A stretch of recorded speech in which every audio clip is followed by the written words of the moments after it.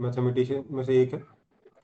इसने फिजिक्स में एक प्रिंसिपल दिया था इन्होंने, जिसका नाम है आर्किमिडीज प्रिंसिपल, इन्हीं के नाम पे रखा गया है। कहानी थोड़ी लंबी थी, पर कहानी पे नहीं जाएंगे, सीधे टू द पॉइंट बात करेंगे। क्या कहानी, क्या बात करनी थी?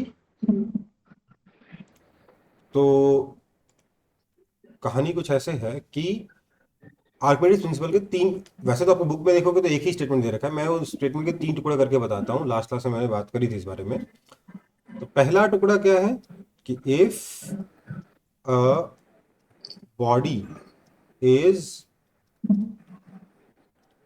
पार्शियली और fully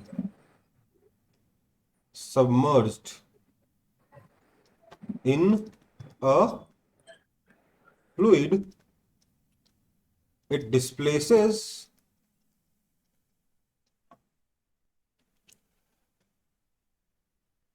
an equal sir volume। हाँ बोलिए। सर पार्शियली और फुल्ली, सर इसका मतलब नहीं। क्या? Submerged, it displaces an equal volume of fluid as the volume submerged।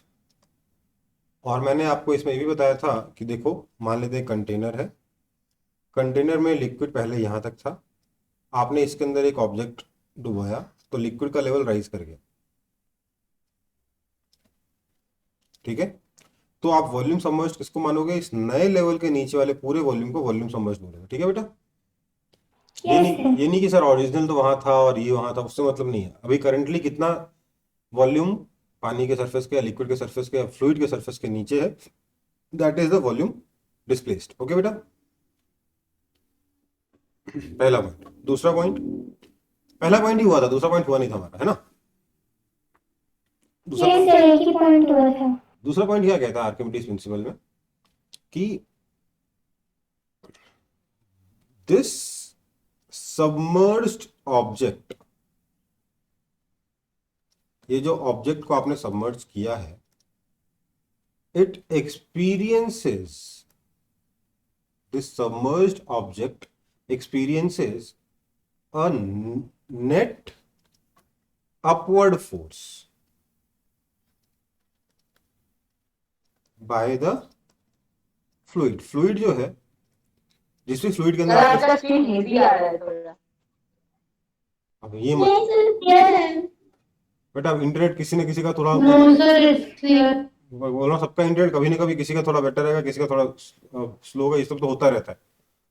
Continuous अगर प्रॉब्लम है 10 मिनट तक, तब बताना, ठीक है? So this submerged object experiences a net upward force by the fluid. ये जो फ्लूइड है इस ऑब्जेक्ट पर नेट अपवर्ड डायरेक्शन में फोर्स लगाता है। जो भी ऑब्जेक्ट लिक्विड के अंदर आधा डूबा हुआ, पूरा डूबा हुआ, कितना भी डूबा हुआ। ठीक है, समझ में आई बात? इस यस सर। इस फोर्स को क्या कहते हैं? कॉल्ड, अच्छा यहीं पे फुल स्टॉप लगा के, दिस फोर्स इज कॉल्ड, इस फोर्स को क्या कहते हैं? Buoyant force. BUOYANT, buoyant force. ठीक है, and it is equal to, देखो भैया फोर्स है तो वेक्टर क्वांटिटी है, इसका डायरेक्शन बता दिया किधर है, अपवर्ड डायरेक्शन में। मैग्नीट्यूड भी तो बताओगे, and it is equal to, magnitude किसके बराबर है? ध्यान दीजिएगा, अगला वर्ड वेट है, मास नहीं है। तो weight of the fluid displaced. First point से हमने ये पता लगाया था ना कि कितना फ्लूइड डिस्प्लेस हुआ है। उस फ्लूइड का जितना वेट है, उस वेट के बराबर अपवर्ड डायरेक्शन में फोर्स लगाएगा फ्लूइड किसी भी ऑब्जेक्ट पर जो कि फ्लूइड में पार्शियली या फिर फुल्ली सबमर्ज्ड है। ठीक है, उस फोर्स को क्या बोलेंगे? बॉयंट फोर्स कहेंगे। ठीक है बेटा, और इस फिनोमेना को क्या कहेंगे? बॉयंसी कहेंगे। ओके बेटा? Yes sir. Yes sir. Okay, अब तीसरा पॉइंट क्या है? Due to this force, due to this force, the apparent weight, actual weight नहीं है, apparent weight है, the apparent weight of the object decreases.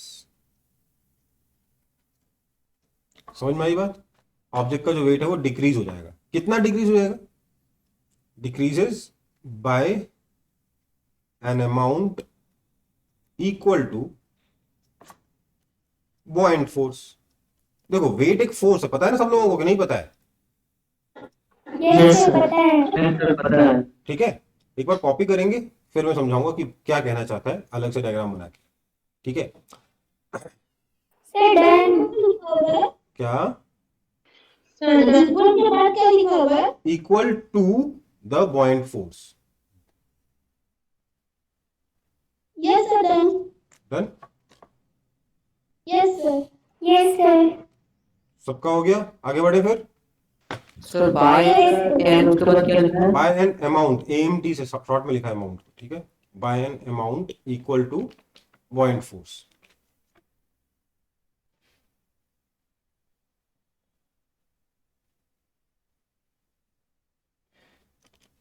तो आर्किमिडीज प्रिंसिपल के वैसे आपको एक स्टेटमेंट दे रखा होगा, एग्जाम में अगर आएगा तो वो एक ही स्टेटमेंट लिखना है जो बुक में दे रखा है, आपके स्कूल में लिखा गया है. ठीक है, बट समझने के लिए मैं उसके 3 टुकड़े करता हूं जिससे कि थोड़ा सा इजी पड़ जाता है. ओके बेटा?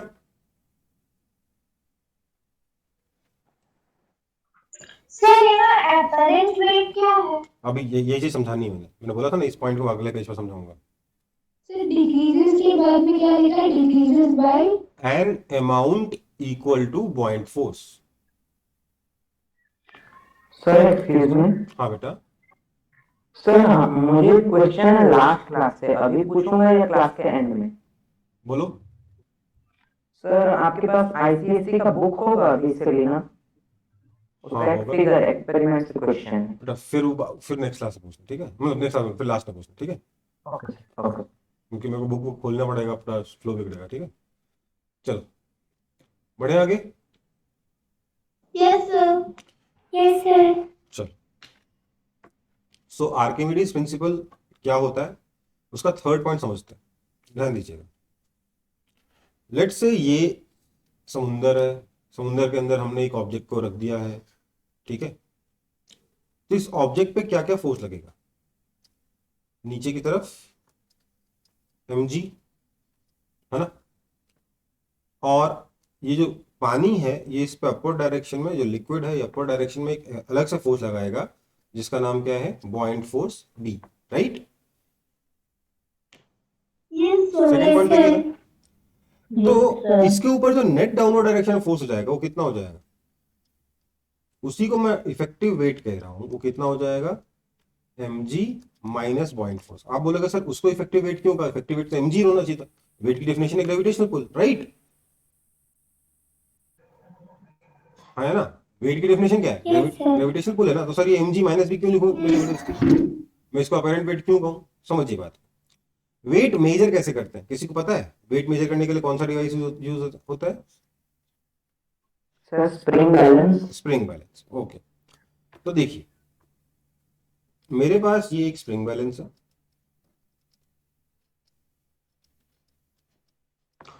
स्प्रिंग बैलेंस में क्या होता है? अंदर स्प्रिंग लगा होता है. स्प्रिंग का ये वाला एंड जब एक्सपैंड करता है तो इसके ये कितना मूव किया उस हिसाब से हम डिसाइड करते हैं कि वेट कितना है. ओके बेटा? Yes, sir. तो स्प्रिंग एक्सपैंड कब करेगा? जब हम यहाँ पे वेट टांगेंगे तब, है ना. Yes, sir. लेकिन Yes, sir. लेट्स से मैं इस पे वेट टांगू नहीं बल्कि हाथ से इसको पुल करूं तो स्प्रिंग एक्सपैंड करेगा कि नहीं करेगा? Yes, sir. करेगा. Yes, Yes, sir. sir. तो मतलब ये स्प्रिंग तो वेट मेजर कर लेगा बिना वेट के. हाँ है ना.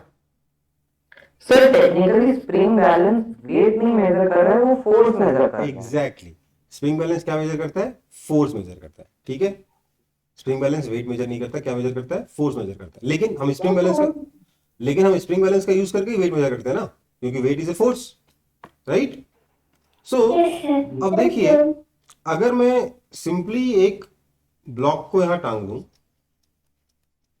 तो क्या होगा? इस पे mg फोर्स लगेगा. स्प्रिंग बैलेंस इज mg को मेजर करेगा.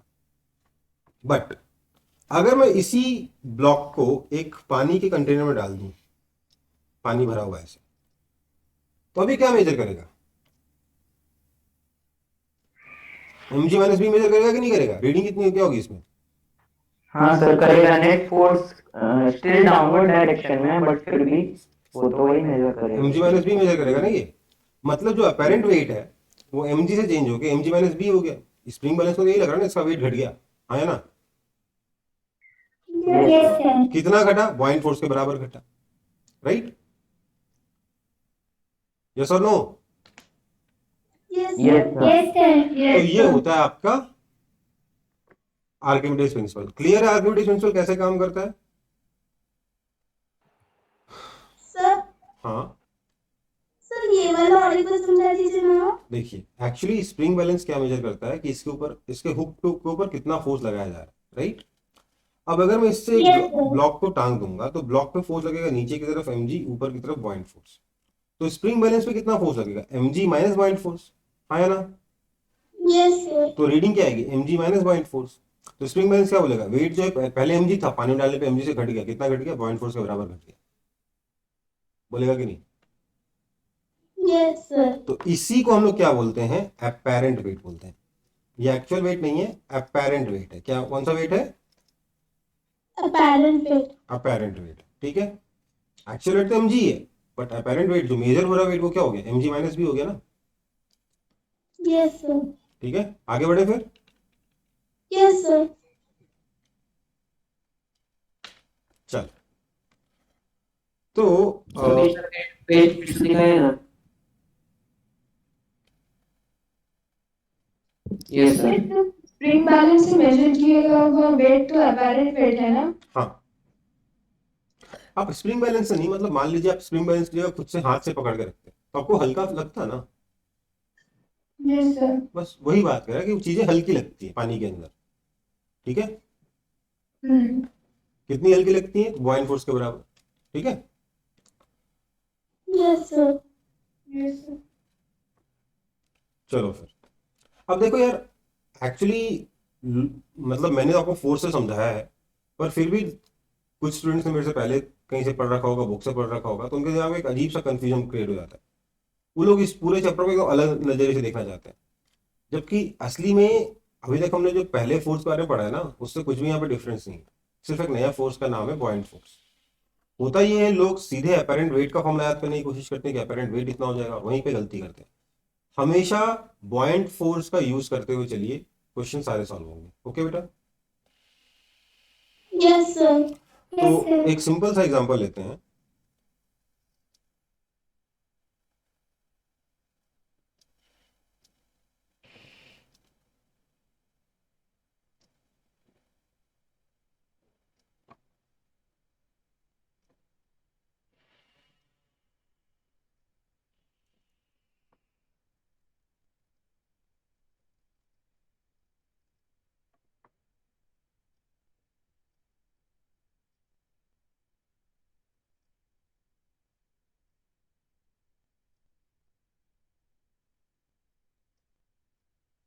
ये मेरे पास एक स्टैंड है, स्टैंड में मैंने यहां से एक स्प्रिंग बैलेंस लगाया,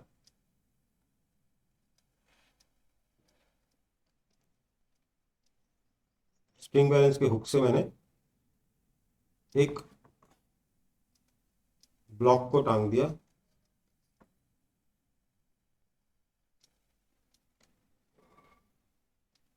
और उसको एक ब्लॉक को एक कंटेनर के अंदर मैंने डुबो दिया। इस कंटेनर के अंदर मैंने थोड़ा सा लिक्विड भर रखा है, कोई भी लिक्विड हो सकता है,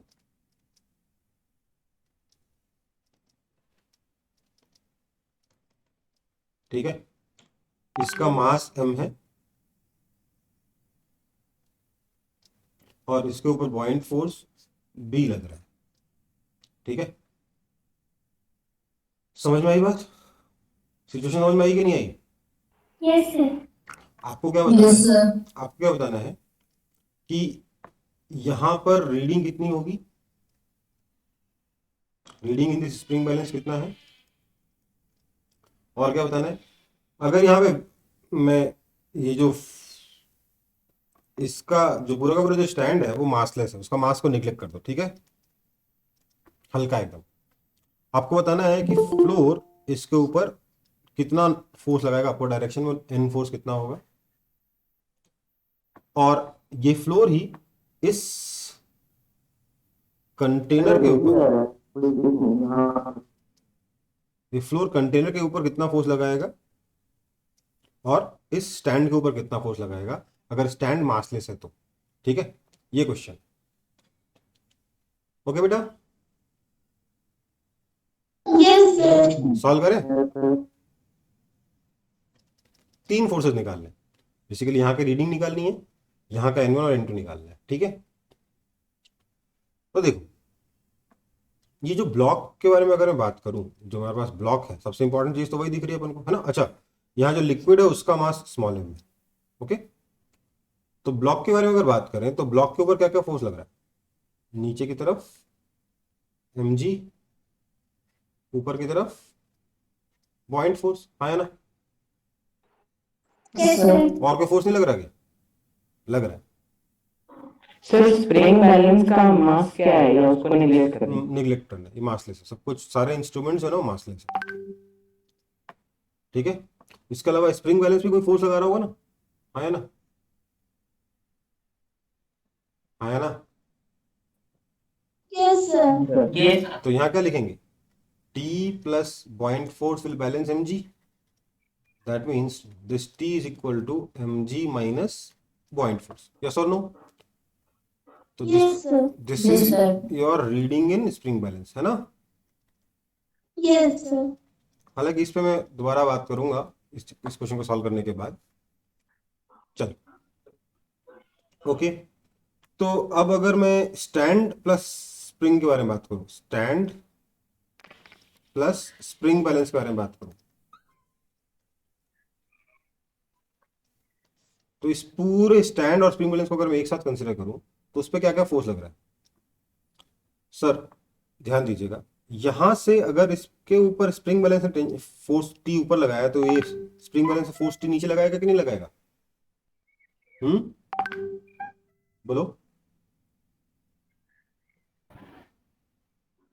स्प्रिंग बैलेंस अगर ब्लॉक को ऊपर खींचेगा फोर्स टी से, तो ब्लॉक स्प्रिंग बैलेंस को नीचे खींचेगा कि नहीं खींचेगा फोर्स टी से? Yes sir. Yes sir. Yes तो क्या होगा स्टैंड प्लस स्प्रिंग बैलेंस पे, एक तो टी नीचे लगेगा फोर्स, और यहाँ पे कोई फोर्स नहीं, कोई फोर्स नहीं, कोई फोर्स नहीं, N1 ऊपर लगेगा, हाँ या ना। This implies N1 will be equal to T, that is equal to mg minus buoyant force. कोई दिक्कत? अगर ऑब्वियसली इनका कुछ मास होता तो उसका वेट भी ऐड हो जाता नीचे की तरफ, होता कि नहीं होता, यस सर। है ना। ओके, अब जरा सा कंटेनर प्लस लिक्विड के बारे में बात कर लेते हैं। कंटेनर तो मासलेस था लेकिन लिक्विड का मास है ना। कंटेनर प्लस लिक्विड, ठीक है। क्या होगा, इसके ऊपर क्या क्या फोर्स लगेगा, ये कंटेनर प्लस लिक्विड मान लेते हैं। इसके ऊपर सबसे पहले तो ग्रेविटेशनल फोर्स लगेगा mg नीचे, N2 लगेगा ऊपर, राइट। Yes sir. और कोई फोर्स है क्या?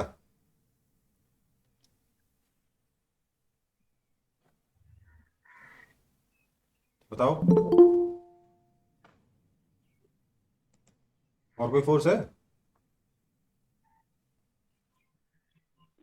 तो पॉइंट नीचे की तरफ फोर्स एक डाउनवर्ड डायरेक्शन में पॉइंट फोर्स लगेगा। आप बोलोगे सर ऐसा कैसे हो गया? देखो भैया, लिक्विड ने अगर ब्लॉक पे ऊपर फोर्स लगाया तो ब्लॉक लिक्विड पे नीचे फोर्स लगाएगा कि नहीं लगाएगा? यस सर लगाएगा। न्यूटन थर्ड लॉ है। तो यहां पर N2 क्या हो जाएगा, small mg plus buoyant force. ये एग्जांपल्स वैसे इस तरीके के एग्जांपल आपके स्कूल एग्जाम्स में नहीं आते, पर मैं सिर्फ इसलिए करा रहा हूं क्योंकि I want you to realize कि पॉइंट फोर्स कुछ अलग नहीं है, पॉइंट फोर्स भी एक नॉर्मल फोर्स की तरह ट्रीट कर सकते हो, ठीक है। कोई दिक्कत? इसके कोई अलग रूल्स नहीं है, ये भी न्यूटन थर्ड लॉ फॉलो करता है, ओके बेटा। सर। हाँ बेटा। Yes sir. सर यहाँ पर जो पॉइंट पर अपोजिट डायरेक्शन में जब कंटेनर लिक्विड का ये था दिया है ना, पर जब ब्लॉक का कैलकुलेशन किया तो उस समय वो क्यों नहीं दी? देखो भैया, ऐसा है, ब्लॉक के ऊपर बॉइंट फोर्स ऊपर लगा और लिक्विड के ऊपर बॉइंट फोर्स नीचे लगा, तभी तो न्यूटन थर्ड लॉ वैलिड हुआ ना। हाँ सर। तो लिक्विड के लिए जब बनाया तो नीचे बनाया, ब्लॉक के लिए बनाया तो ऊपर बनाया। ठीक है, यस सर। यही तो कॉन्सेप्ट है कि अगर लिक्विड ब्लॉक के ऊपर फोर्स लगा रहा है तो ब्लॉक लिक्विड पे नीचे फोर्स लगाएगा। न्यूटन थर्ड लॉ यही तो है ना। आगे बढ़े। Yes sir. So wait, okay, therefore block exerts an equal force on the liquid. Obviously Newton third law, equal and opposite.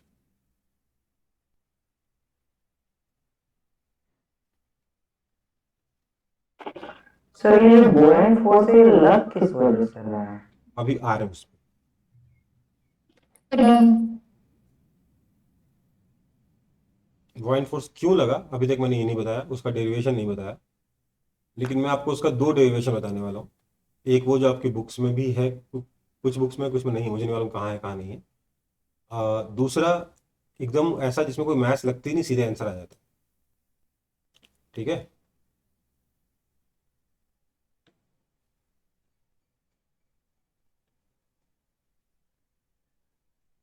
बढ़ो आगे। Yes sir. देखो, हमारा अगला टॉपिक क्या है, रीजन फॉर बॉयंसी। आखिरकार ये बॉइंट फोर्स क्यों लगा, कैसे लगा समझ में आ गया, पर क्यों लगा।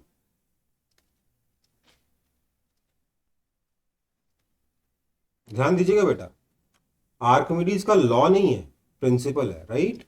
मतलब किसी और जगह से ये डिराइव जरूर होगा, है ना बेटा। सो रीजन फॉर बॉयंसी देखते हैं।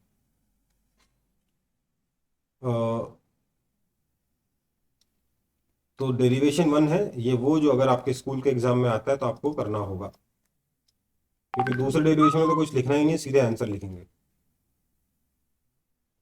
डेरिवेशन वन क्या है, इमेजिन करिए कि एक कंटेनर में कोई लिक्विड रखा हुआ है और उसके अंदर आपने एक सिलेंडर रखा है। ये जो डेरिवेशन है सिर्फ और सिर्फ सिलेंड्रिकल ऑब्जेक्ट्स के लिए ही वेरी करता है, के लिए ही काम करता है। तो ये बस एक सिलेंड्रिकल ऑब्जेक्ट है। लेट्स से कि उसका जो क्रॉस सेक्शन एरिया है इस सिलेंड्रिकल ऑब्जेक्ट का, ये एस है और इसकी हाइट एच है। ओके बेटा, कोई दिक्कत। Sir what is S? S is cross section area. Okay. तो कोई मुझे बताएगा वॉल्यूम कितना हो जाएगा।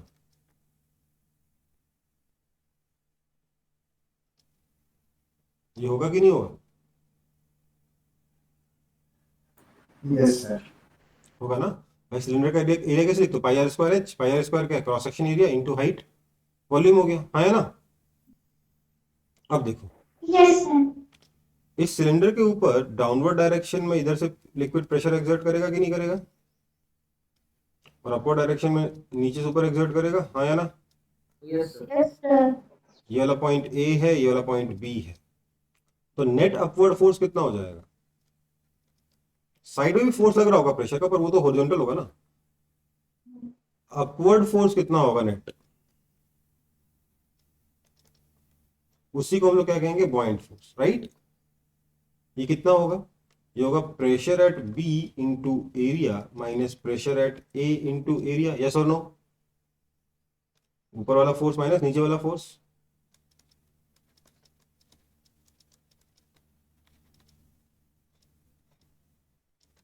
हाँ है ना। अब समझिए, अगर इस लिक्विड हाँ की सर। डेंसिटी रो है, यस सर। अगर इस लिक्विड की डेंसिटी रो है, तो pressure at B minus pressure at A कितना होगा। जैसे जैसे आप नीचे जाओगे वैसे वैसे प्रेशर इंक्रीज करेगा। Yes sir. Yes sir. तो बॉइंट फोर्स कितना हो जाएगा, रो जी एच, प्रेशर का difference, into area, that is equal to this. Sorry, that means buoyant force equal to height into area. कितना वॉल्यूम हुआ कि नहीं हुआ। Yes, sir. तो density into volume into G, है ना? किसकी डेंसिटी? Yes, sir. लिक्विड की डेंसिटी। वॉल्यूम किसका? इस सॉलिड का वॉल्यूम। मतलब इस सॉलिड के वॉल्यूम में जितना लिक्विड आता है उसका वेट, है ना? वेट तो लिक्विड का है, लेकिन कौन से लिक्विड का है? वेट ऑफ लिक्विड जो इस वॉल्यूम में आ सकता था। So weight of liquid displaced, yes और नो? Yes sir. तो बॉइंट फोर्स कितना होता है? वेट ऑफ लिक्विड डिस्प्लेस्ड, हाँ या ना? समझ में आया? मैं और एक बार एक्सप्लेन कर दीजिए। कॉपी करो, हर एक स्टेप को समझिए, फिर मैं एक्सप्लेन करूंगा 1 मिनट बाद।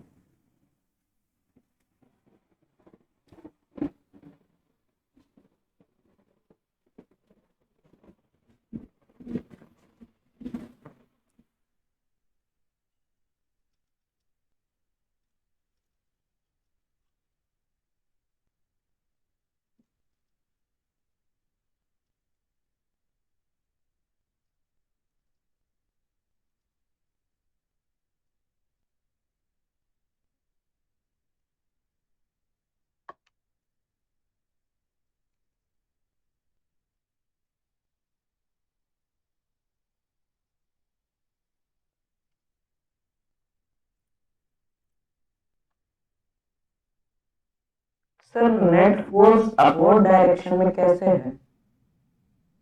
मैंने ये नहीं कहा अपवर्ड डायरेक्शन में है, मैंने कहा अगर मैं नेट अपवर्ड डायरेक्शन फोर्स निकालूंगा तो मेरे को ये आंसर मिलेगा, और क्योंकि ये पॉजिटिव आ गया इसका मतलब अपवर्ड डायरेक्शन में है। सर बट बॉडी तो मूव कर ही नहीं रहा। मतलब सर अपवर्ड डायरेक्शन में फोर्स है तो बॉडी तो ऊपर जाएगा तो ना। इसीलिए तो दूसरे फोर्सेस भी लग रहे थे ना इसके ऊपर। mg नीचे लग रहा था, mg बड़ा था पॉइंट फोर्स से, और उसके अलावा आपने रस्सी से भी टांग रखा था, है ना? सर वहाँ पे क्या लिखा sir? V is equal to volume of. Actually कुछ लोगों को यहाँ से यहाँ कैसा है समझ नहीं आ रहा, तो उसका एक्सप्लेनेशन ये है। v क्या है? सर वो भी फिर कॉपी कर रहे हैं ये वाला। देखो बात समझो, ये आपकी चॉइस है, अगर समझ में आ रहा है यहीं से डायरेक्टली कि हाँ हो गया तो बढ़िया है, नहीं नहीं समझ में आ रहा तो इसको कॉपी करो। v क्या है? सर V को वॉल्यूम ऑफ उसके बाद क्या है? बता रहे तो जाओ। v क्या है यहाँ पे? यहाँ जो ये v आया है, ये v क्या है? एरिया इस सॉलिड का इंटू हाइट इस सॉलिड की, मतलब इस सॉलिड का volume. So v is volume of object submerged, जिस ऑब्जेक्ट को सबमर्ज किया उसका वॉल्यूम है ये, आया ना? और हमने जो आर्किमिडीज प्रिंसिपल पढ़ा था उसके फर्स्ट स्टेटमेंट में क्या पढ़ा था कि लिक्विड उतना ही डिस्प्लेस होगा जितना वॉल्यूम सबमर्ज होगा सॉलिड का, ऑब्जेक्ट का। Yes, sir. So this is also equal to volume of liquid displaced. Yes, sir. तो v अगर वॉल्यूम ऑफ लिक्विड डिस्प्लेस्ड है, उसको रो डेंसिटी ऑफ लिक्विड से मल्टीप्लाई कर दूं तो क्या आ जाएगा? डेंसिटी इंटू वॉल्यूम पे तो मास होता है, मास ऑफ लिक्विड डिस्प्लेस्ड हो जाएगा कि नहीं हो जाएगा? Yes, sir. मास को जी से मल्टीप्लाई कर दूं तो क्या आ जाएगा? वेट आ जाएगा, तो वेट ऑफ लिक्विड डिस्प्लेस्ड आ जाएगा। तो ये जो फॉर्मूला है पॉइंट फोर्स का, ये क्या है? वेट ऑफ लिक्विड डिस्प्लेस्ड है। ओके बेटा? Okay sir. So point force क्यों लगता है इतना, ये हमारा यहाँ पर डेराइव हो गया। ठीक है, दूसरा डेरिवेशन जो है बेटा वो सोचने में इससे कहीं ज्यादा कॉम्प्लेक्स है। ठीक है, क्योंकि ये तो सिर्फ एक सिलेंड्रिकल शेप के लिए, वो हर एक शेप के लिए, वो जनरल शेप के लिए, उसमें मैथ्स लगेगी ही नहीं, उसमें सिर्फ सोच के ही आंसर आएगा। ठीक है, तो जो जो स्टेप बोलूं सब कुछ ध्यान से सुनना और ध्यान से मेरे साथ सोचते रहना। ठीक है, ओके सर। Yes, sir. ये कॉपी हो गया? Yes sir. Yes, sir. Yes, sir. Yes, sir. अगला है डेरिवेशन 2। उसमें कॉपी क्या करोगे मुझे नहीं मालूम, बट समझ लो।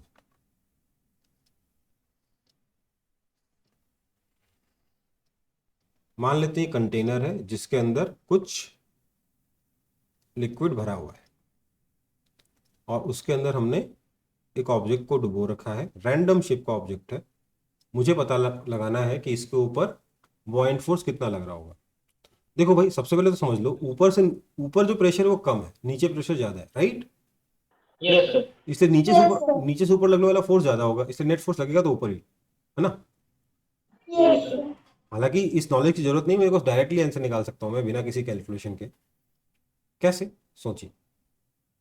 मैंने बोला ये जो वॉल्यूम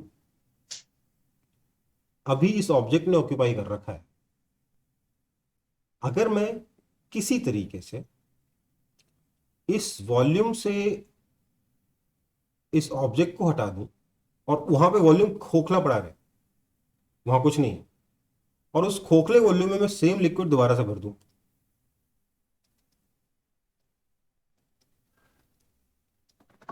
तो उस सिचुएशन में क्योंकि लिक्विड की हाइट चेंज नहीं हुई, प्रेशर पे कोई फर्क पड़ेगा क्या? No sir. नहीं ना। मतलब यहां पर ध्यान दीजिए, मैं क्या कह रहा हूं, इमेजिनरी बात कह रहा हूं। इस वॉल्यूम में इस पिंक ऑब्जेक्ट की जगह यही वाला व्हाइट लिक्विड होता तो लिक्विड के लेवल पे कोई फर्क नहीं पड़ता। नहीं सर। इसका मतलब लिक्विड के लेवल से आप जितना भी डेप्थ पे जाओगे उन सारे पॉइंट्स पर, क्योंकि लिक्विड का हाइट चेंज नहीं हुआ, किसी पॉइंट का प्रेशर लिक्विड के अंदर चेंज नहीं होगा, हाँ या ना? हाँ सर। क्योंकि प्रेशर कैसे निकालोगे, इस पॉइंट का प्रेशर कैसे निकालोगे? इस पॉइंट का प्रेशर प्लस रो जी एच, और इस पॉइंट का प्रेशर क्या होगा? एटमॉस्फेरिक प्रेशर, हाँ या ना? Yes, sir. अब देखो, तो कहीं पे प्रेशर चेंज नहीं हो रहा है, चाहे इस वॉल्यूम में ऑब्जेक्ट हो चाहे इस वॉल्यूम में लिक्विड हो, राइट? राइट और रॉन्ग?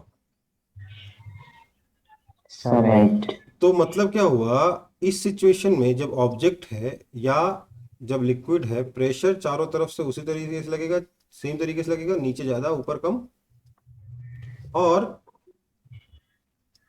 दोनों ही केस में ये जो लिक्विड है इस वॉल्यूम में रखे हुए, चाहे ऑब्जेक्ट हो चाहे सेम लिक्विड हो, फोर्स सेम लगाएगा कि नहीं लगाएगा?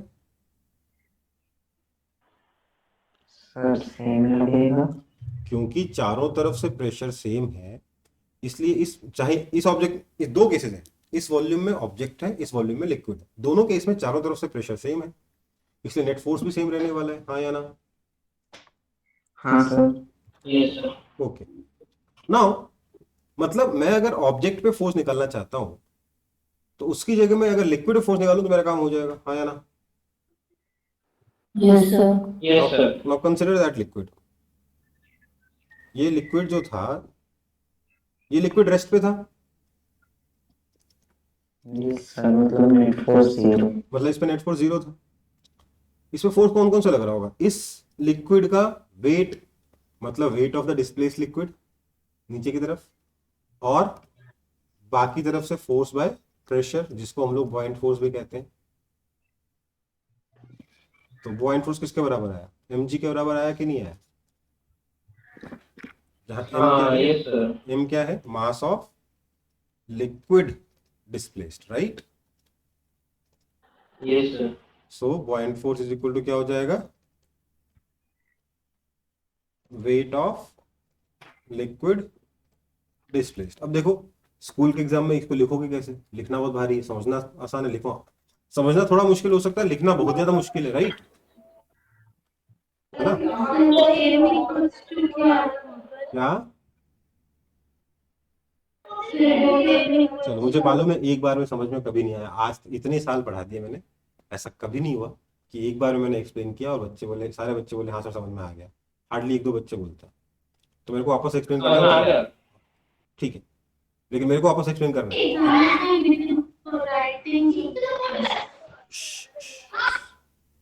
सुनो बात, मैं एक बार और एक्सप्लेन कर रहा हूँ, आपको समझ में आया हो चाहे नहीं आया हो, ठीक है? क्या है, मैंने क्या किया है, ये जो जिस वॉल्यूम में मैंने ऑब्जेक्ट रखा है, मैंने दो केस कंसीडर किए कि उस वॉल्यूम में सही में मेरा ऑब्जेक्ट रखा हुआ है या फिर उस वॉल्यूम में यही लिक्विड एक्स्ट्रा रखा हुआ है, ठीक है? क्योंकि दोनों केसेस में लिक्विड का हाइट चेंज नहीं हो रहा, किसी भी पॉइंट का प्रेशर चेंज नहीं हो रहा, इसलिए दोनों ही केसेस में जो प्रेशर की वजह से फोर्स होगा इस वॉल्यूम में रखे हुए ऑब्जेक्ट या लिक्विड के ऊपर, दोनों सेम होगा, है ना? यस और वही प्रेशर का फोर्स क्या कहलाता है? बॉइंट फोर्स कहलाता है। सो नाउ मैंने बोला कि जब लिक्विड यहां रखा था तो लिक्विड रेस्ट पे था। ऑब्जेक्ट तो डूब सकता है, ऊपर आ सकता है, डिपेंडिंग ऑन कि ऑब्जेक्ट पानी लिक्विड से हल्का है कि भारी है, वो डूब भी सकता है, ऊपर भी जा सकता है। पर लिक्विड तो रेस्ट पे रहेगा ना, क्योंकि सेम लिक्विड तो रेस्ट पे रहेगा, राइट? Yes sir. तो लिक्विड तो रेस्ट पे था, तो लिक्विड के ऊपर जो नेट फोर्स है वो निकाल दूं तो मेरा काम हो जाए। Yes sir. अब लिक्विड क्योंकि रेस्ट पे था, उसके ऊपर नेट फोर्स तो जीरो था, पर लग क्या रहा होगा? नीचे ग्रेविटेशनल फोर्स लग रहा होगा और ऊपर यस सर। बॉइंट फोर्स लग रहा होगा। ये दोनों इक्वल है, मतलब बॉइंट फोर्स क्या है? ग्रेविटेशनल फोर्स के बराबर है। किसके ग्रेविटेशनल फोर्स के बराबर है? इस वॉल्यूम में रखे गए लिक्विड के, मतलब डिस्प्लेस्ड लिक्विड के वेट के बराबर है, राइट? Yes sir. तो हो गया ना proof? Yes sir. Yes, sir. Sir but ऊपर से जो इसके मतलब इस ऑब्जेक्ट के ऊपर लिक्विड कॉलम है वो भी तो ऊपर से फोर्स लगा रहा है, तो हम लोग कैसे कह सकते हैं? कैसे? वही तो मैं कह रहा हूं, ऊपर से फोर्स लग तो रहा है, मैंने बनाया तो है यहाँ पे ऊपर से फोर्स, लेकिन नीचे से भी फोर्स लग रहा है भाई। फोर्स ऊपर से लग रहा है, नीचे से लग रहा है। मैं तो नेट फोर्स के बारे में बात कर रहा हूँ। नीचे वाला फोर्स ज्यादा है क्योंकि नीचे प्रेशर ज्यादा है।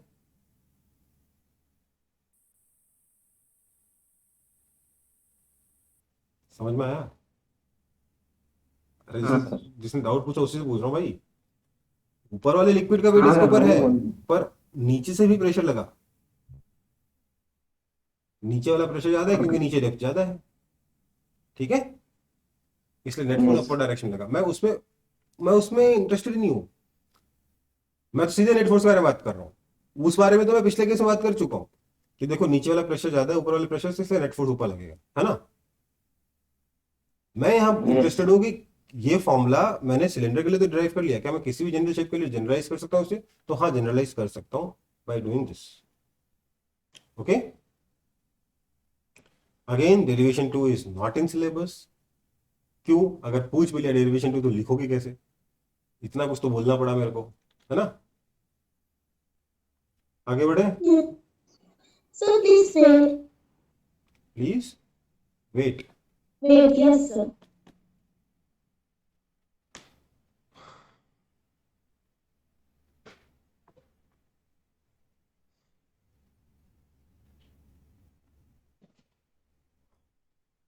सर हाँ बेटा, सर इसमें एपरेंट वेट तो करना है। मैं तो बॉइंट फोर्स डिराइव कर रहा हूँ ना बेटा। बॉइंट अपरेंट वेट तो ऑटोमेटिकली हो जाएगा ना, वेट माइनस बॉइंट फोर्स। वो तो हम पहले पढ़ चुके हैं यार, दोनों को मिक्स क्यों कर रहे हो? Yes sir. हो गया? Yes sir. चलो फिर आप कुछ एग्जाम्पल्स करेंगे,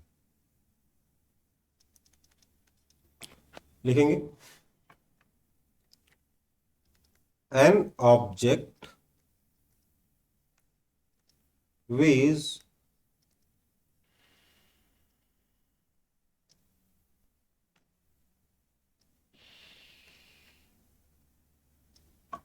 uh, 10 kg in air and अच्छा, मैंने रिलेटिव डेंसिटी बताया था ना आप लोगों को? Yes, sir. Yes sir. And 7 kg in water. Find its relative density. ठीक है, नहीं बताया तो बताया था। रिलेटिव डेंसिटी क्या होता है? किसी भी ऑब्जेक्ट का रिलेटिव डेंसिटी होता है density of that object upon density of water at 4 degree Celsius, जिसकी जरूरत नहीं है।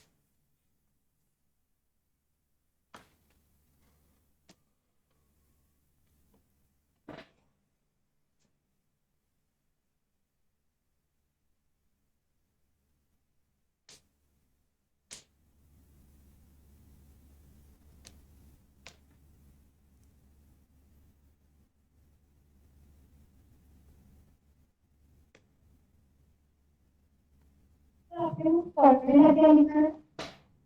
Density of object upon density of water, rho object upon rho water.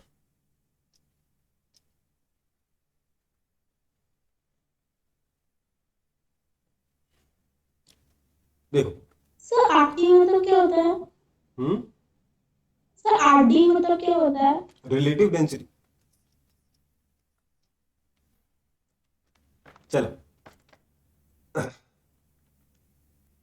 Sir answer एक बार इसमें ना देखते हैं क्या है। क्वेश्चन क्या कह रहा है, an object weighs 10 KG in air. देखो इन क्वेश्चंस में ना आप एयर की डेंसिटी को इग्नोर करके एयर का बॉइंट फोर्स इग्नोर करोगे। ओके बेटा, समझ में आई बात? मैं यहाँ पे यस सर। चाहे तो एजम्पशन लिख दे रहा हूँ, और ये एजम्पशन काफी वैलिड है। Buoyant force of air is 0। Okay, चलो, वैसे 0 होता नहीं है क्योंकि हॉट एयर बैलून तो उसी से उड़ता है, आपको पता है ना? Yes sir. यस सर तो लेकिन कम होता है, इसलिए उसको निगलेक्ट करते हैं हम। अब देखिए, मेरा जो ऑब्जेक्ट है वो एयर में 10 केजी वेट कर रहा है, मतलब mg कितना है, ध्यान दीजिएगा, mg मेरा 10 जी लिख सकता हूँ, या फिर क्या लिख सकता हूँ, 10 किलोग्राम फोर्स लिख सकता हूँ। किलोग्राम फोर्स का मतलब समझते हो? 9.8 न्यूटन। ओके, सब लोग समझते हो इसे कि नहीं? यस सर समझ सर ओके, यस सर। तो mg क्या है, सिंपली 10 किलोग्राम फोर्स। फिर क्या बोला, पानी में कितना वे कर रही है, 7 किलोग्राम। मतलब कि mg माइनस बॉइंट फोर्स किसका, वाटर का, ये कितना हो जाएगा, 7 किलोग्राम फोर्स। यहां से सॉल्यूशन शुरू हुआ है। ओके, ठीक है बेटा, ये इक्वेशन 1 है, ये इक्वेशन 2 है।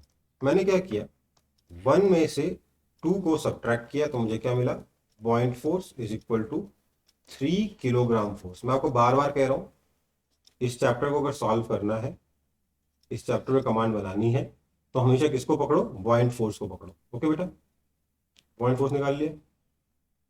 लेकिन मुझे चाहिए क्या था, density of object upon density of water.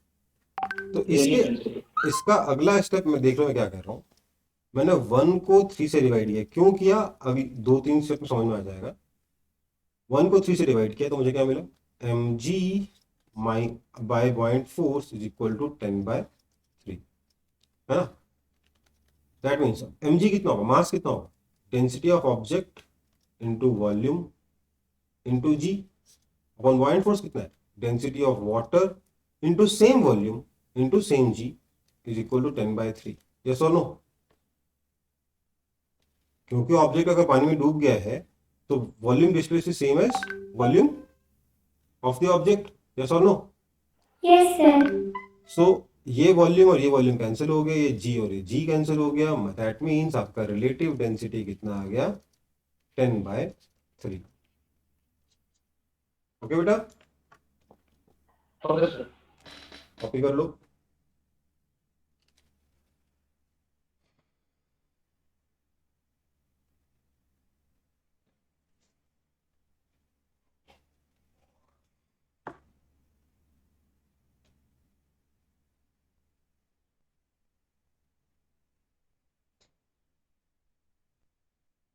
Sir density object एक पर रिडाउट कर देंगे क्या? आपका स्क्रीन पर ब्लर आ रहा है। कौन सा वाला, ये वाला? Sir yes sir.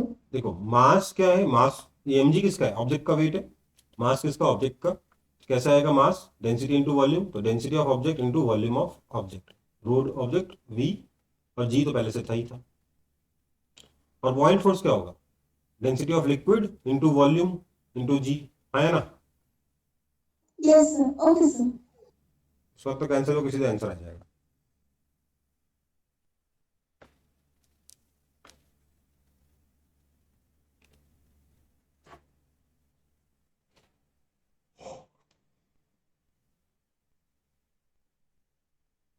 Sir done done, okay. Sir please wait.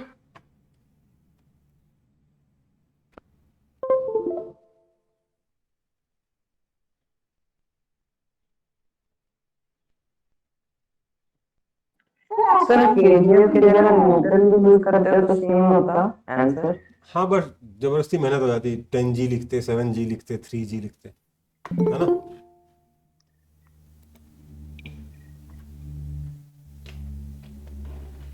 10 Newton नहीं लिख सकते ना, 98 न्यूटन लिखना पड़ेगा, बेकार में मेहनत है ना। यस या फिर 10G लिखते।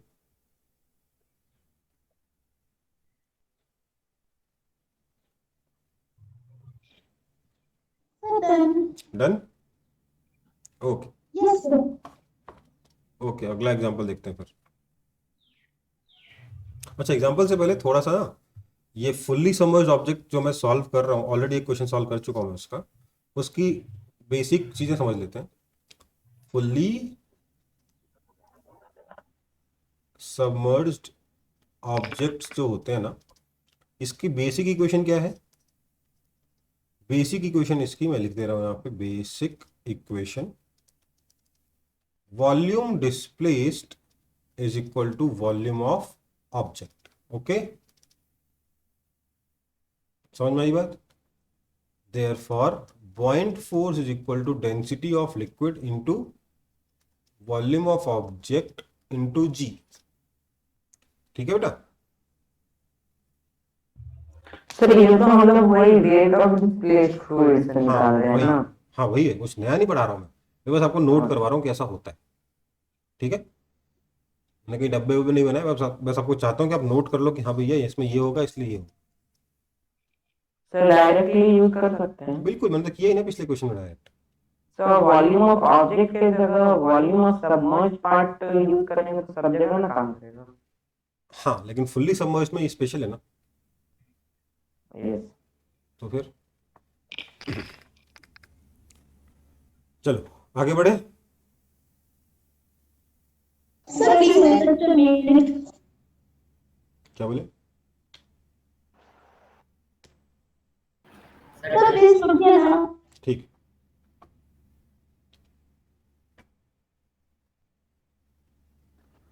Sir, basically क्या बताया? Rho L density of liquid volume of object into g. Okay, sir.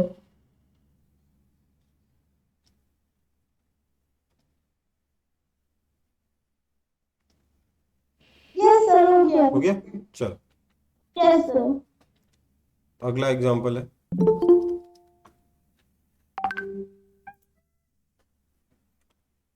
An object weighs 8 kg in air, 5 kg in water and 3 kg in an unknown liquid. Find the relative density of the unknown liquid.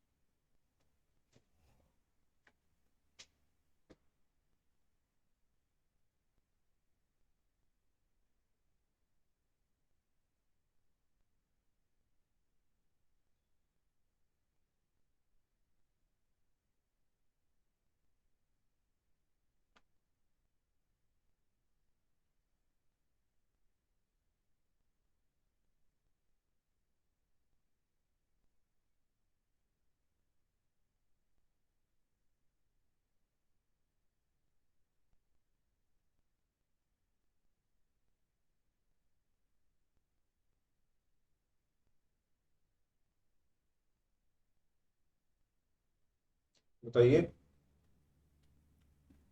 Sir, कर रहे हैं।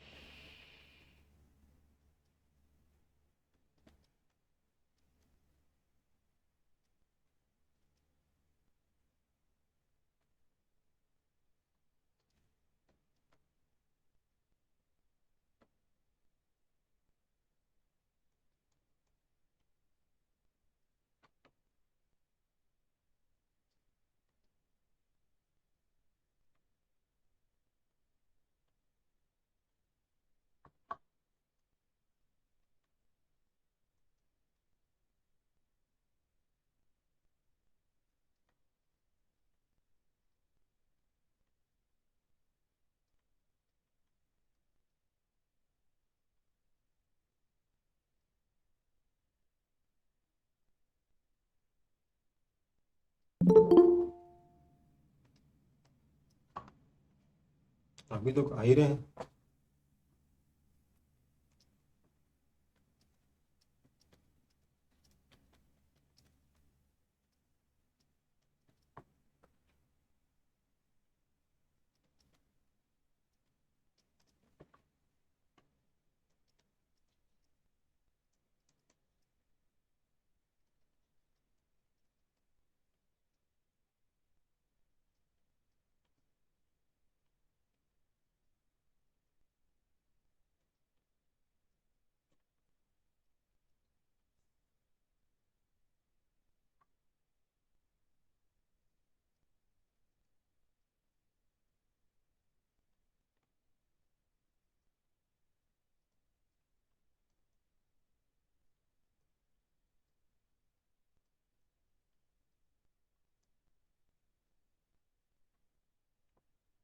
समझ में आया solution देखकर?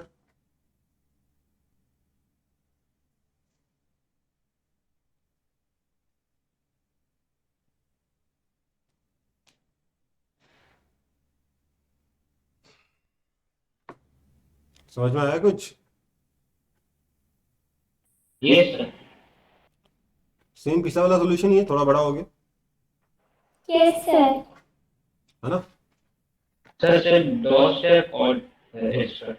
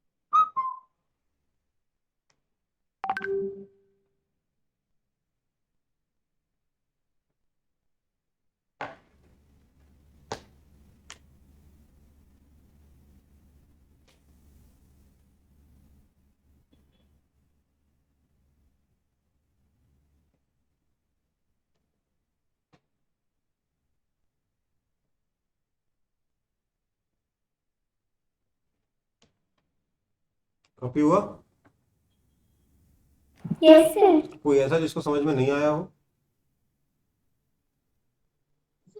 देखो बेटा, सीधे सीधे हम लोग ध्यान दीजिएगा, होता ही है ना, कंफ्यूजन इसलिए होता है या क्वेश्चन इसलिए नहीं सॉल्व होता है क्योंकि आप सीधे अपेरेंट वेट अटेम्प्ट करने जाते हो जो आपकी बुक्स में दे रखा होता है। But if you look at this whole situation in terms of forces, just write the equation of forces, you will be able to solve it. ठीक है? मैंने क्या किया, चुपचाप फोर्स की इक्वेशन लिखी, मैंने कुछ नहीं बोला भैया अपेरेंट वेट का ये फॉर्मूला होता है और इसका वो फॉर्मूला होता है, तो फोर्स किस पे कितना लग रहा है एक बार वो डिसाइड कर लेते हैं, वो देख लेते हैं। फोर्स की इक्वेशन लिखी है, उन्हीं इक्वेशंस को सॉल्व करके आंसर निकला है, राइट?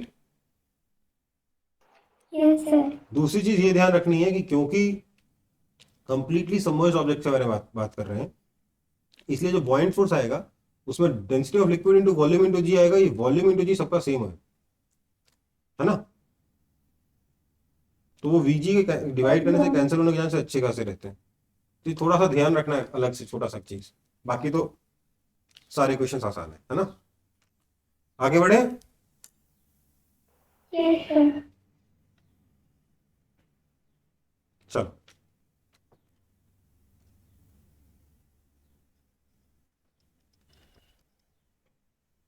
अगला एग्जांपल,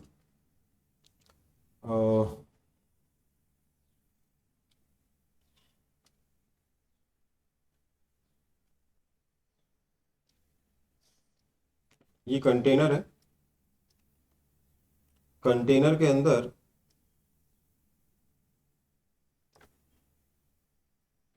यहां पे आपका रखा हुआ है वाटर, ठीक है, और इसके ऊपर एक ऑयल रखा हुआ है, इसकी जो रिलेटिव डेंसिटी है ऑयल की वो 0.7 है, और पानी की रिलेटिव डेंसिटी कितनी होगी बताइए तो, कितनी होगी बताइए? सर 1। 1 ही होगी ना, कुछ भी कर लोगे तो।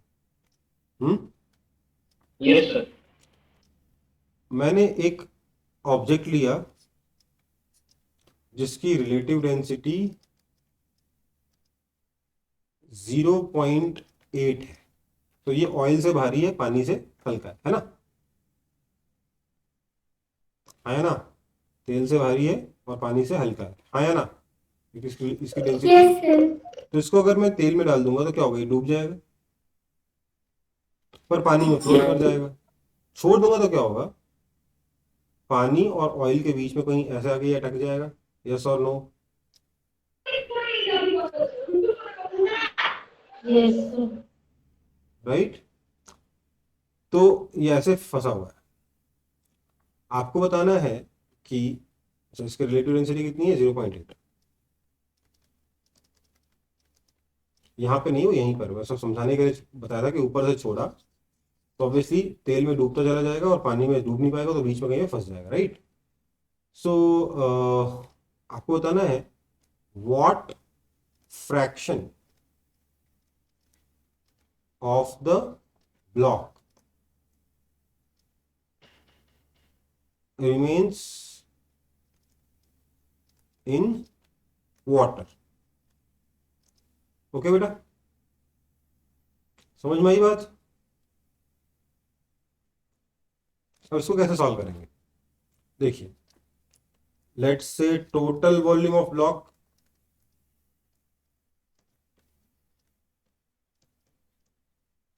Is equal to V, volume in water कितना है मान लेते हैं, इज इक्वल टू X, तो कैपिटल भी लिखेंगे, XV। तो हमें X निकालना है। राइट? है ना? Yes sir. Volume in oil कितना हो जाएगा, 1 माइनस एक्स टाइम्स वी होगा कि नहीं होगा, V minus X V. Right? Yes और नो? बोलिए।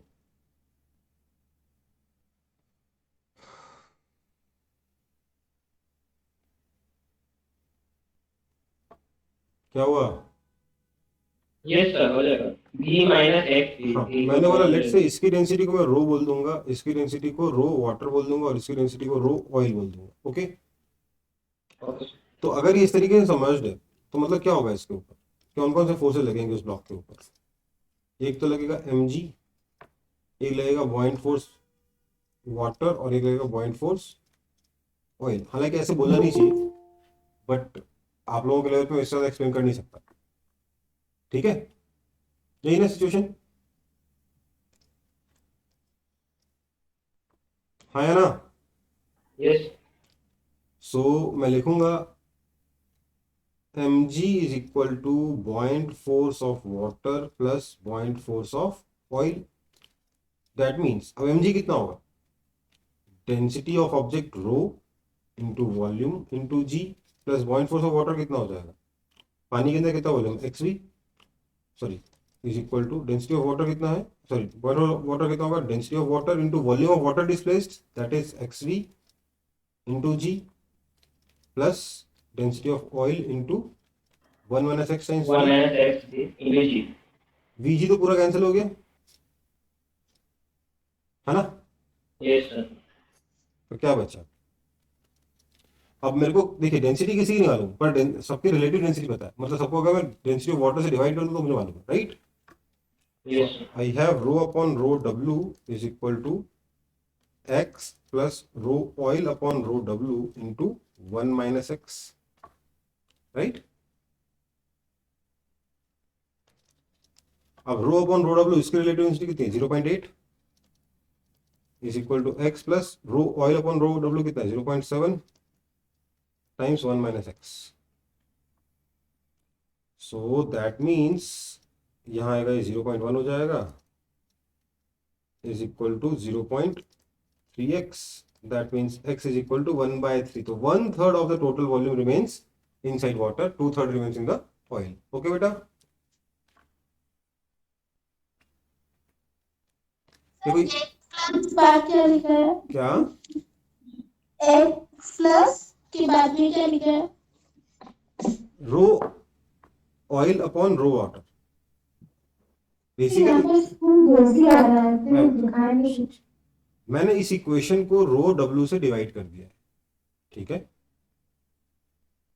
यहाँ जो वीजी के कटने का जो बचा ना, उसको रो डब्ल्यू से डिवाइड कर दिया। ओके,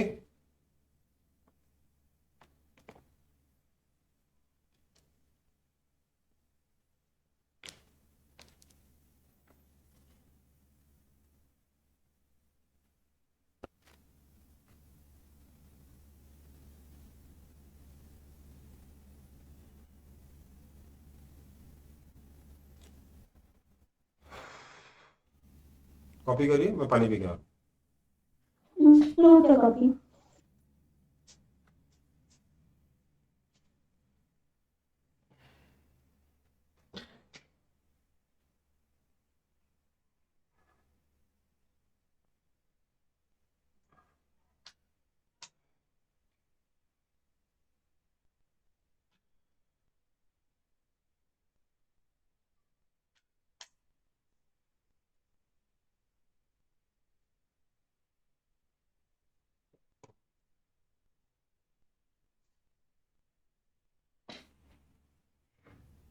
पढ़ी तो हो क्या है ना? हाँ बेटा, रिकॉर्डिंग हो रहा है।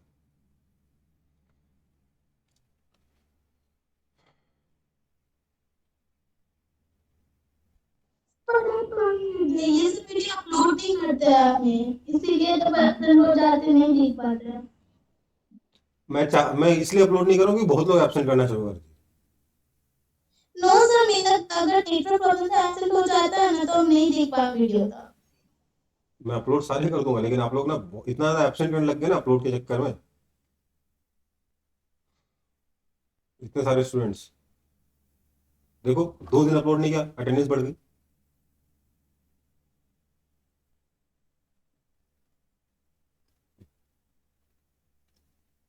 आगे बढ़े, यस सर। चलो। तो देखो, पिछला वाला जो एग्जाम्पल करा है वो किसी भी तरीके से क्लास 9th के लेवल का नहीं है। बस मैं समझाना चाहता था कि कोई भी क्वेश्चन आएगा ना, इसी कॉन्सेप्ट से बनेगा, ठीक है।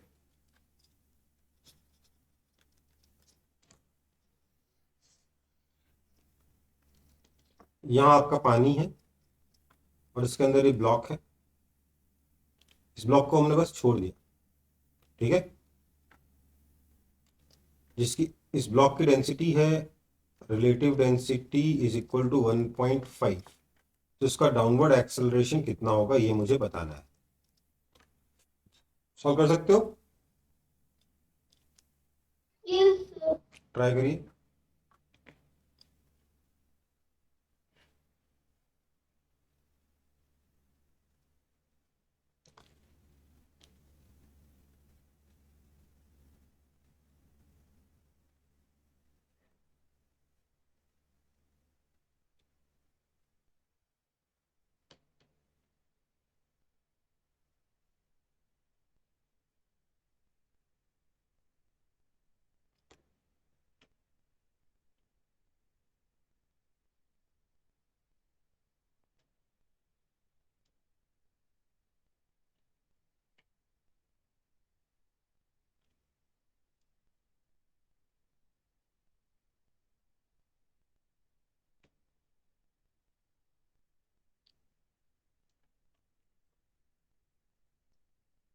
इसके ऊपर क्या क्या फोर्सेस लगेंगे?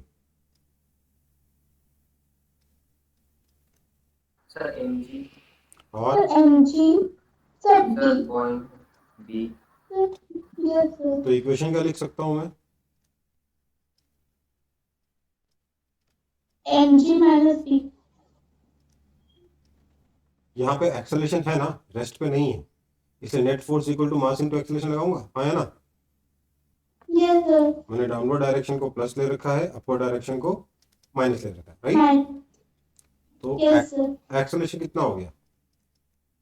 जी minus buoyant force by mass, यही हुआ ना। Yes sir. That is equal to G minus buoyant force कितना होगा? ये होगा density of water into volume into G, और मास कितना होगा? Density of object into volume, yes sir. है ना। Yes. वॉल्यूम वॉल्यूम कैंसिल हो गया, जी तो कॉमन ही आ गया, G into 1 minus density of water by density of object. Object. ये क्या है, रिलेटिव डेंसिटी है क्या? नहीं, ये क्या है? 1 by relative density, right? This implies acceleration is equal to g into 1 minus 1 by relative density कितना होगा? 1 upon 1.5, that is 3 by 2। So this is equal to g by 3। Answer. कोई दिक्कत? No, sir. सिंपल है। Yes, sir. चलो sir आप यहाँ से बोलिए बोलिए।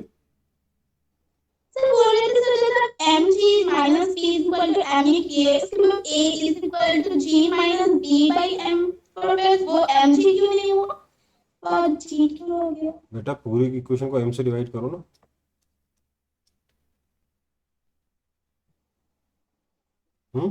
Okay sir, yes sir.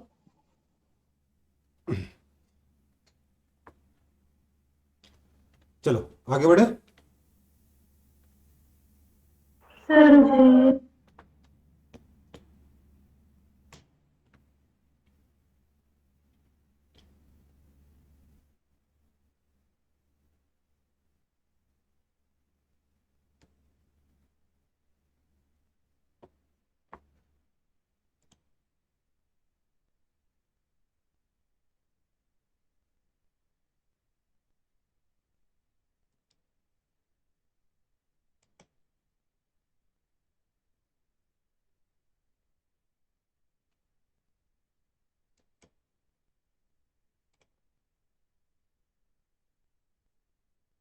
Sir done.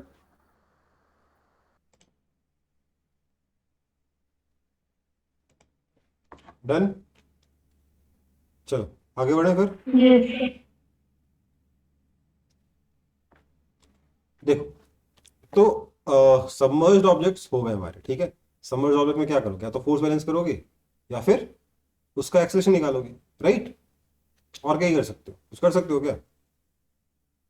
दोनों काम तो कर लिए हम लोगों ने, है ना। नेक्स्ट है फ्लोटेशन।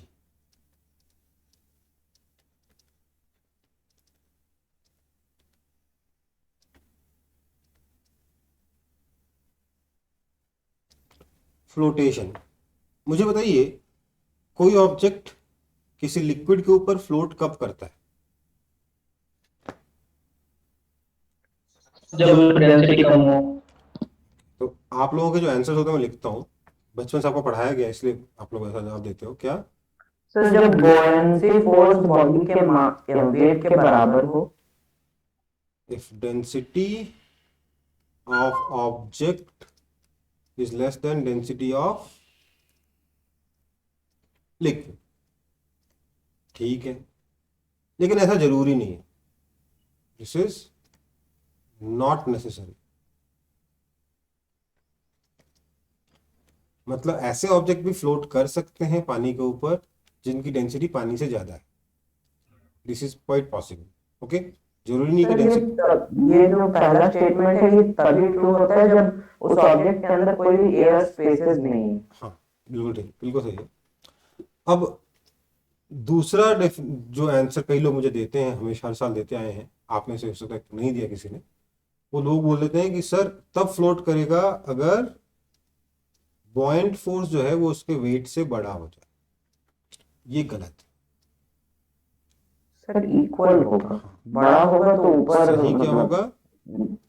सही क्या होगा? अगर बॉयंट फोर्स वेट के बराबर है तो ऑब्जेक्ट फ्लोट करता है। सोचिए, बुक्स में भी लिखा हुआ है, इनफैक्ट आपकी बुक में शायद एनसीईआरटी में भी लिखा हुआ है और कुछ बहुत सारी जो आपके रेफरेंस बुक्स हैं उसमें भी लिखा हुआ है कि अगर बॉयंट फोर्स ग्रेविटेशनल फोर्स से बड़ा होगा तो ऑब्जेक्ट फ्लोट करेगा, जो कि गलत है। सोचिए, एक ऑब्जेक्ट अगर ऐसे फ्लोट कर रहा है और उस पर लगने वाला बॉयंट फोर्स mg से बड़ा है, तो ये फ्लोट करेगा कि ऊपर उड़ जाएगा? सोच के बताओ। सर ऊपर उठ जाएगा। ऊपर उठ जाएगा ना, तो फ्लोट नहीं करेगा।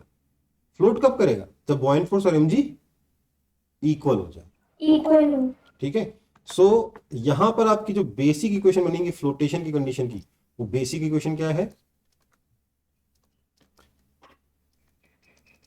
वो बेसिक इक्वेशन है बॉयंट फोर्स जो है वो mg के बराबर है। ध्यान दीजिएगा, जब ऑब्जेक्ट सबमर्ज था वहां की बेसिक इक्वेशन क्या थी कि डिस्प्लेस्ड वॉल्यूम ऑब्जेक्ट के वॉल्यूम के बराबर होगा, राइट। पर जब फ्लोट करेगा तो इक्वेशन वो लगा नहीं सकती, क्योंकि अब दोनों का वॉल्यूम अलग अलग होगा, पूरा का पूरा वॉल्यूम तो सबमर्ज है ही नहीं, है ना। फ्लोट कर रहा है तो देखिए ना, क्या इसका पूरा वॉल्यूम सबमर्ज है? नहीं, नो सर। सिर्फ इतना वॉल्यूम सबमर्ज है। अभी क्वेश्चन ही आएगा कि वो कितना फ्रैक्शन ऑफ वॉल्यूम सबमर्ज होगा या कितना वॉल्यूम सबमर्ज होगा, यही क्वेश्चन ही पूछा जाएगा। तो वो आप सीधे नहीं बोल सकते कि ऑब्जेक्ट के वॉल्यूम के बराबर, क्योंकि पूरा ऑब्जेक्ट डूबा हुआ नहीं है, राइट। तो उसको निकालने के लिए क्या कैलकुलेशन करनी पड़ेगी कि बॉयंट फोर्स जो है ना वो mg के बराबर होगा। ध्यान दीजिए, डूबे हुए ऑब्जेक्ट में आप वॉल्यूम इक्वल करके बॉयंट फोर्स निकालते थे, यहां आप बॉयंट फोर्स को mg के इक्वल करके डूबा हुआ वॉल्यूम निकालोगे। समझ में आई बात? समझ में आया कि नहीं? हाँ सर, सर ये सेकंड पॉइंट है, if buoyant force is greater than mg, हाँ सर ये तब तो ट्रू हो सकता है ना जब आप फोर्सफुली उसको अंदर डाल दिए बेटा, तो ऑब्जेक्ट को, मतलब फ्लोट नहीं कर रहा ना वो, तो आप जबरदस्ती उसको बना के रखे हो, तो फ्लोट नहीं कर रहा ना वो, उसको फ्लोट कब कर रहा है? ठीक है। फ्लोटिंग की कंडीशन क्या है कि बॉयंट फोर्स और mg इक्वल होने चाहिए, ठीक है। तो ये इक्वेशन का यूज करके हम अब उल्टा काम करने वाले हैं। अभी हम लोग इक्वल वॉल्यूम का यूज करके बॉयंट फोर्स निकालते थे, अब हम लोग बॉयंट फोर्स का यूज करके वॉल्यूम सबमर्ज निकालेंगे। ओके, बढ़े आगे। Yes sir. सर ये भी तो कह सकते हैं कि अगर जो relative density object to fluid है वो 1 या 1 से कम है तब ऑब्जेक्ट फ्लोट करेगा। मैंने बोला ना, नॉट नेसेसरी। ठीक है सर। चलो देखो भाई, क्या है,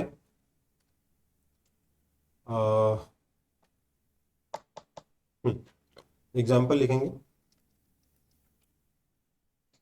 would having relative density 0.6 is floating on water surface. What fraction of its volume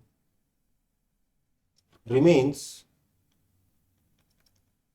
above the water surface?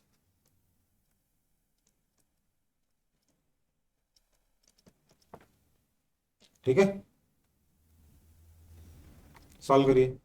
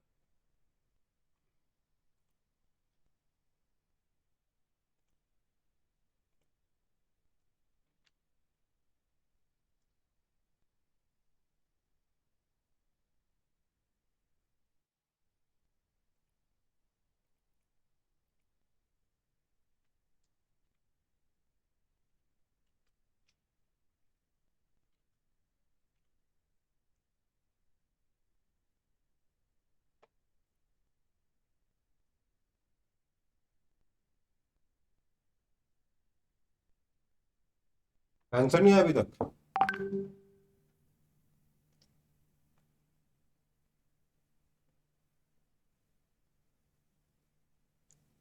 निकाल रहे हैं।